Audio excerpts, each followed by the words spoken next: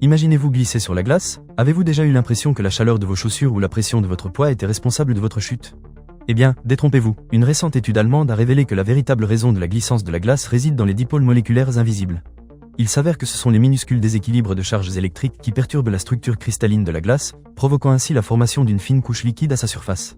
Cette découverte remet en question les théories établies depuis 200 ans sur l'adhérence hivernale et pourrait révolutionner la conception des équipements d'hiver tels que les chaussures, les pneus neige et les patins. Que vous skiez sous un soleil éclatant ou par une journée glaciale à moins 40 degrés Celsius, les dipôles moléculaires continuent d'agir pour créer un film lubrifiant entre vos skis et la glace.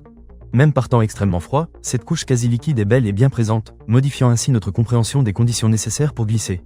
Au-delà des trottoirs verglacés, cette découverte ouvre de nouvelles perspectives dans le domaine de la science des interfaces, en étudiant les interactions entre différents états de matière. Cette recherche pourrait avoir un impact important sur les futures avancées en physique, en chimie et en ingénierie, en mettant en lumière l'importance des zones de contact entre deux matériaux. En définitive, la glissade sur la glace n'est pas simplement due à la pression ou à la chaleur, mais bien à la complexité des dipôles moléculaires et de leurs interactions. Provoquant une réorientation des charges électriques et un désordre structurel, ces phénomènes invisibles remettent en question nos connaissances sur la relation entre la glace et la glissance. Une immersion au cœur de la physique moléculaire qui laisse sans voix et nous fait redécouvrir le plaisir de glisser sur la glace.